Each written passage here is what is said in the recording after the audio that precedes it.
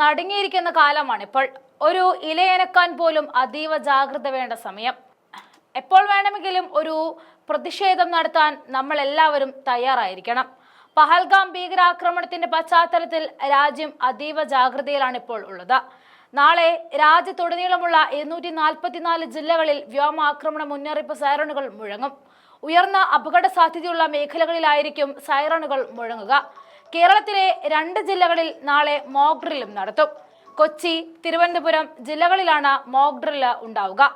May 7-ാം തീയതി mock drill നടത്തുവാൻ സംസ്ഥാനങ്ങൾക്ക് കേന്ദ്രം നിർദ്ദേശം നൽകിയിട്ടുണ്ടായിരുന്നു. അടിയന്തര സാഹചര്യങ്ങൾ ഉണ്ടായാൽ അതിനെ പ്രതിരോധിക്കാൻ വിദ്യാർത്ഥികൾക്ക് ഉൾപ്പെടെ പരിശീലനം നൽകേണ്ടത് ആവശ്യമാണെന്നും കേന്ദ്രം അറിയിച്ചിരുന്നു. സ്കൂളുകൾ, ഓഫീസുകൾ, കമ്മ്യൂണിറ്റി സെന്ററുകൾ എന്നിവിടങ്ങളിൽ സാധാരണക്കാർക്ക് പരിശീലനം നൽകും. ആക്രമണമുണ്ടായാൽ സ്വയം രക്ഷയ്ക്കായിട്ടാണ് പരിശീലനം നടത്തുക. സംസ്ഥാനത്തെ 20 ജില്ലകളിലെ മോക്ക് ഡ്രില്ലുകൾ സംഘടിപ്പിക്കുമെന്ന് പഞ്ചാബ് മന്ത്രി ഹർപാൽ സിംഗ് ചീമ പറഞ്ഞിരുന്നു. സിവിൽ ഡിഫൻസ്, പഞ്ചാബ് പോലീസ്, ആഭ്യന്തര മന്ത്രാലയം എന്നിവ നാളെയാണ് മോക്ക് ഡ്രില്ലുകൾ നടത്തുക. നമ്മുടെ 500 കിലോമീറ്റർ അതിർത്തിയിലും പൗരന്മാരെ സംരക്ഷിക്കേണ്ടതുണ്ടെന്നും അദ്ദേഹം പറഞ്ഞു. യുപിയിൽ 19 ജില്ലകളിൽ civil administration, police administration, fire service, disaster response force എന്നിവയുമായി ചേർന്ന് മോക്ക് ഡ്രിൽ നടത്തുമെന്നും ഭരണകൂടം ഉത്തരവിട്ടു. അതുവഴി ഏത് തരത്തിലുള്ള അടിയന്തര സാഹചര്യങ്ങളെയും നേരിടാൻ കഴിയുമെന്നും ഉത്തർപ്രദേശ് DGP പ്രശാന്ത് കുമാറും പറഞ്ഞു. കേന്ദ്രത്തിന്റെ നിർദ്ദേശപ്രകാരം സംസ്ഥാനങ്ങളും കേന്ദ്ര ഭരണ പ്രദേശങ്ങളും നാളെ ഒരു സിവിൽ ഡിഫൻസ് സുരക്ഷാ പരിശീലനത്തിന് തയ്യാറെടുക്കുകയാണ് വേണ്ടത്. ആഭ്യന്തര മന്ത്രാലയം സംസ്ഥാനങ്ങൾക്കുള്ള വിജ്ഞാപന പ്രകാരം രാജ്യത്തെ 244 സിവിൽ ഡിഫൻസ് ജില്ലകളിലും ഈ അഭ്യാസം നടക്കും. ഗ്രാമതലം വരെ ഈ അഭ്യാസം നടത്തുവാൻ പദ്ധതിയുണ്ട്.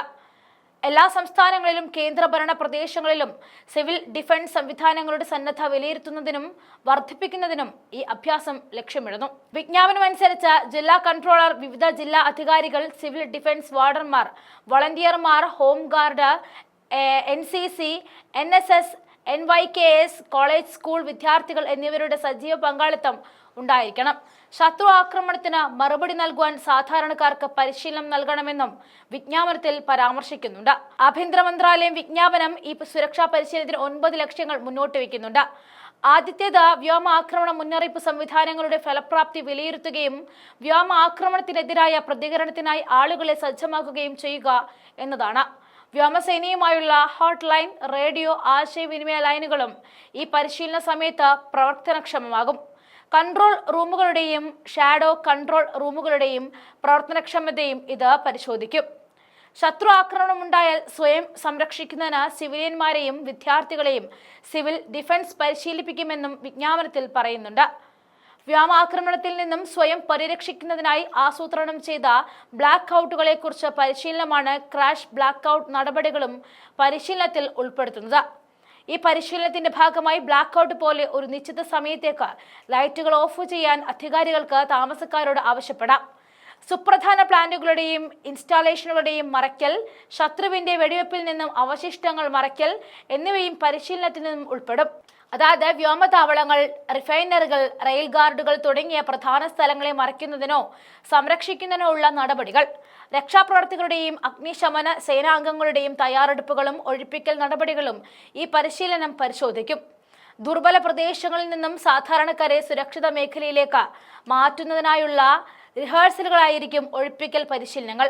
പ്രഥമ ശുശ്രൂഷ, അഗ്നിശമന, ഷെൽട്ടർ സാങ്കേതിക വിദ്യകളിലും സാധാരണക്കാർക്ക് പരിശീലനം നൽകും. സിന്ധു നദീ ജല കരാർ താൽക്കാലികമായി നിർത്തിവെച്ചതുൾപ്പെടെ പാകിസ്ഥാനെതിരെ നിരവധി നയതന്ത്ര നീക്കങ്ങൾക്ക് ശേഷം ഇപ്പോൾ സൈനിക പ്രതികരണത്തിന് തയ്യാറെടുക്കുകയാണ് ഇന്ത്യ.